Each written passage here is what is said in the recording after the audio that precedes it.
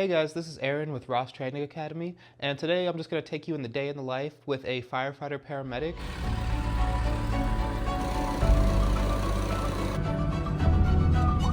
So I'm heading in for shift. I just left my apartment. I have all my bags in the trunk. It's about 6 o'clock right now. The station is about 25 minutes away from where I live. And so I'll get there before about 6:30, be able to do pass off, talk with the crew, relieve the crew, and get my gear on the truck. This is a new shift for me and a new station for me. I've been there before, but not on this shift. The department did a pretty large shift change, and so I'm on a new shift. I used to be at a different station on B shift. Now I'm at this station on C shift. And it's great guys on the crew, but I am one of two paramedics on this shift, and we have an ambulance, and there needs to be a paramedic on every ambulance, at least one. So I was going to be on the fire truck today, on the engine today, but that paramedic told me that they weren't going to be here this shift at all, and so I'm going to be doing a 48-hour shift on the box, on the ambulance. And so that's going to be what this day in the life follows. So yeah, let's get into it. I still have about 20 minutes of a drive, and so I'm going to stop doing this and start getting my mind right for work. All right, guys, just got in for shift. I'm going to go ahead, bring my stuff in, talk with the crew a little bit. I will say for this video, the audio might start messing up. Just because I won't always be able to put on a microphone. But let's start the day. It's pretty cold outside, so I went ahead and I threw this on. This is my little bedroom. And then this is like the dorm areas. So this is kind of what the bedrooms are gonna look like.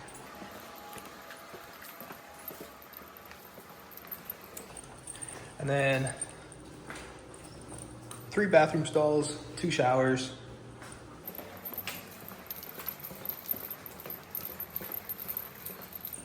Captain's room.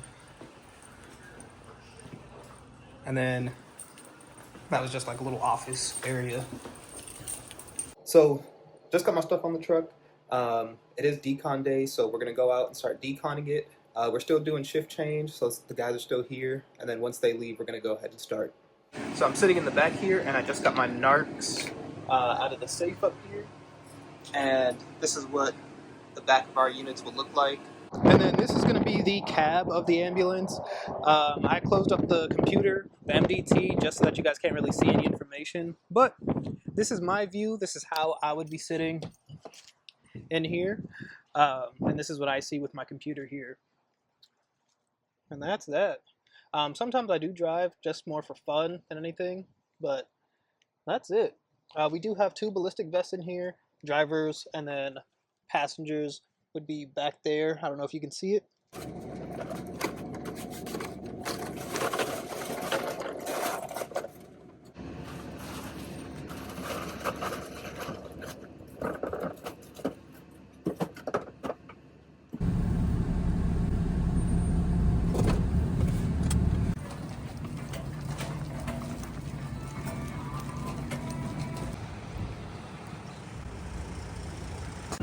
Yeah, just as the intersection.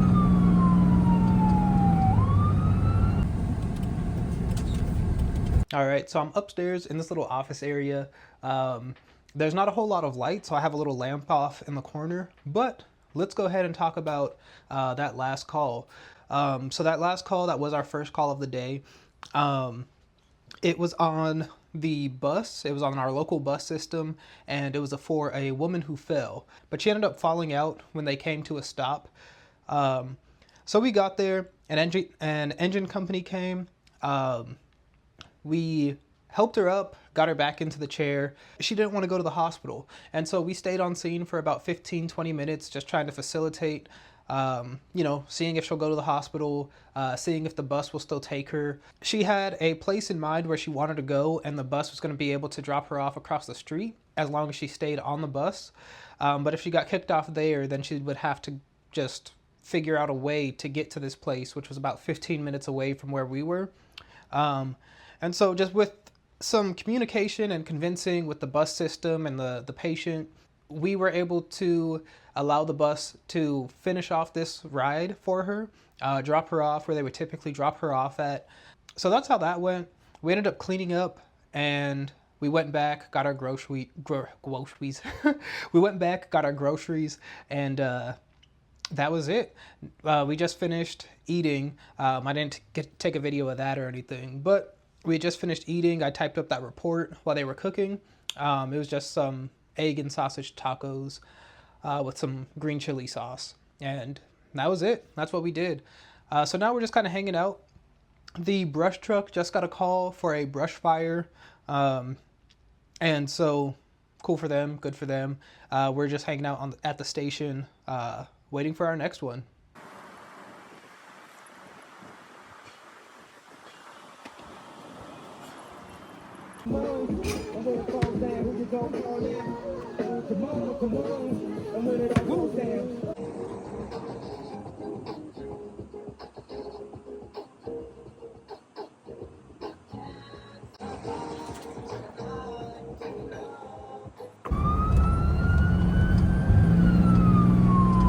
All right, so we were just dispatched for a call. I wasn't able to record it or really say anything about it when it was happening because it came out pretty quick. It was for a motor vehicle accident. I didn't really think about recording for it. There was 3 vehicles involved. They all ended up refusing, and so now I'm just kind of cranking out these reports, trying to get them done real quick for the patients. So yeah, that's basically how that one went. It's working. Group 9, Group 9. Received. 9, thank you.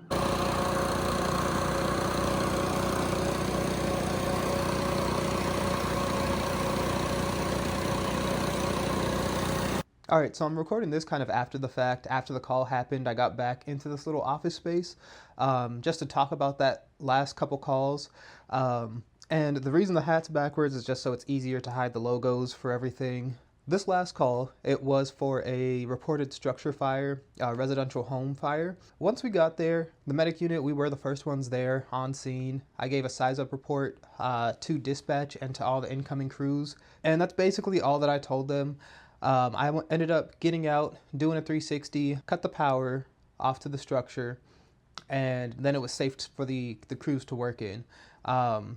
They went in, put out the rest of the fire. So after we were done with kind of the overhaul, or while overhaul was still going on, they directed me to go and talk with the family, get contact information, insurance information, home value, kind of things like that for their reports.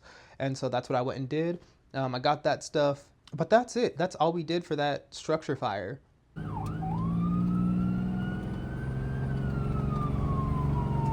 So this call that we just got done with, it was for a male.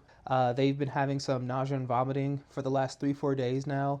Denies any recent food changes, doesn't have any allergies, nothing crazy going on, just kind of a general sickness. We got him in the back of the ambulance. We further assessed him, got his vital signs, and we transported him. But yeah, that was it. Nothing too crazy with that one.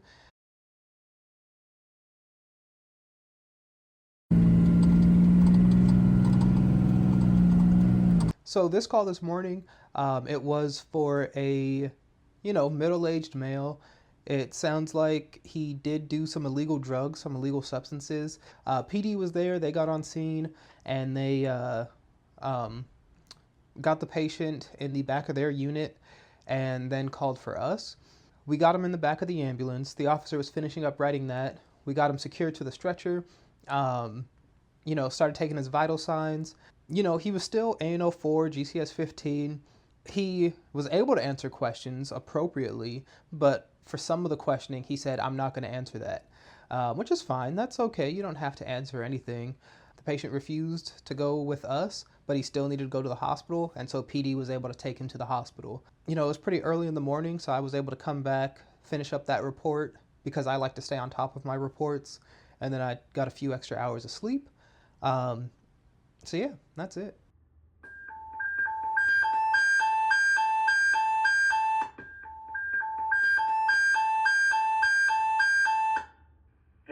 6:30 a.m.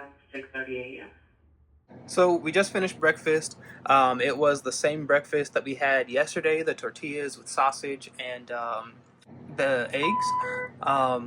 Right now, I'm just coming back in the ambulance. I like to make sure that all my equipment is going to work even on the next day. And so I'm just doing a self-test pass.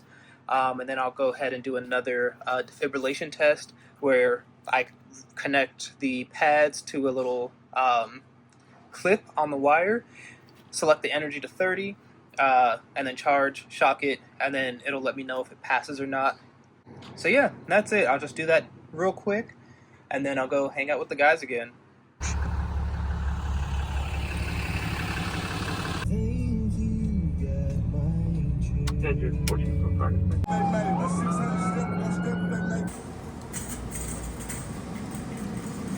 So we had went to our admin building to get our monitor looked at. Our SpO2 probe broke, and so we were just getting it replaced. The building is also across the street from one of our other stations. As we were leaving, we had got a call for an animal bite. It was a dog bite. So we got on scene and we assessed the patient, got him in the back of the ambulance. Because the dog was put up in a car, I felt comfortable just getting the patient, getting them in the back of the ambulance, and then we're isolated from that dog. It wasn't the worst that I've ever seen, but there were some pretty big, pretty deep bite marks. But he ended up refusing with us. He signed the refusal form. He was able to. He said that he was just going to drive himself to the ER. But that's it. That's all we did. And then we took off. And then we went to the grocery store. We picked up some dinner for tonight. So here at this station, we have our medic unit. That is the reserve medic unit again. That's going to be our engine here. And then we have our brush truck. And then we have our tanker back there. And back here, we just have our boat for our water rescues. So this last call was for an elderly female, and she started having some right lower chest discomfort. Here, I'm gonna turn this down. Just right lower chest discomfort. She's been saying that it has been on and off for the last few days. We got her in the back of the ambulance. We got an IV established in the right AC. The hospital we brought her to was very busy. We got a pass off, or did a pass off, and got a signature from the nurse at the receiving facility. And then we cleared. And that was it. That's how that call went.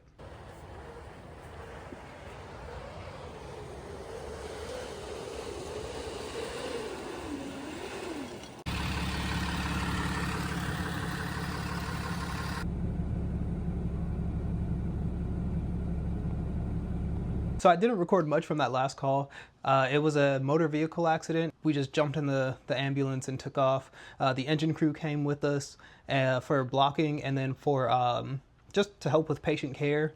They just wanted their vital signs checked, and then they didn't want any other abrasions or anything kind of cleaned out. And so they both signed refusal forms. I just finished up typing both of their reports and got those closed.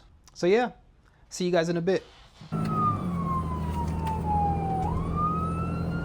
So we finished off that cardiac arrest, and we're actually going to a graduation, not a trick-or-treat thing. So here we go. Getting fights in this whole thing were over, okay? But the salutatorian for our 2025 fall, summer fall. All right, so we just got done with that event. Before we went to the event, we got a call for a cardiac problem, and the patient is in cardiac arrest, unfortunately. I immediately got on the phone with an ER doc for medical control just to kind of let them know of the situation, the patient's age, what we were seeing on the monitor, what we're doing now, and what the patient's family wants. And the doctor, you know, he also agreed that we can stop chest compressions, we can stop CPR, cease resuscitation, and then we cleared the scene, and the PD officer stayed.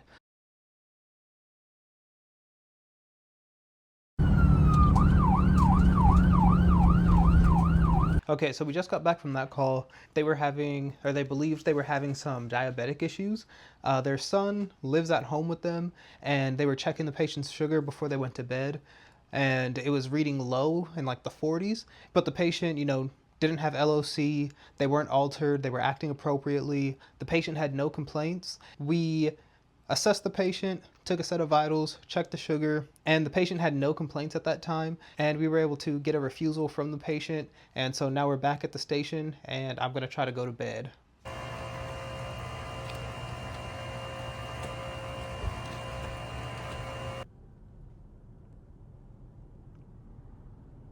And that's all, folks. That was a 48-hour shift with a firefighter paramedic. I do want to say that the privacy of myself, the department, and most importantly, the patients and their families, it's very important to me, their privacy.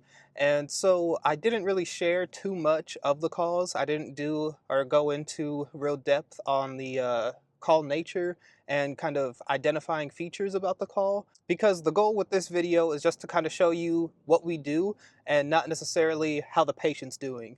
And so I didn't really want to go too deep onto the patients and their families, because some of these calls were very difficult times for those families and for those patients. This is a very respected career, and so we need to keep that professionalism, and the public expects us to help keep their privacy and that professionalism.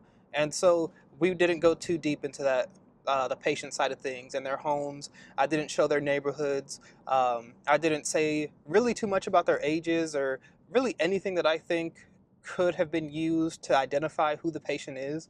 And so this video probably didn't go as in depth as you guys would like to, but I hope it gave you a better idea of what to expect once you're finally out there as a firefighter paramedic, firefighter EMT, single role EMT, single role paramedic, and just wherever else your career might take you.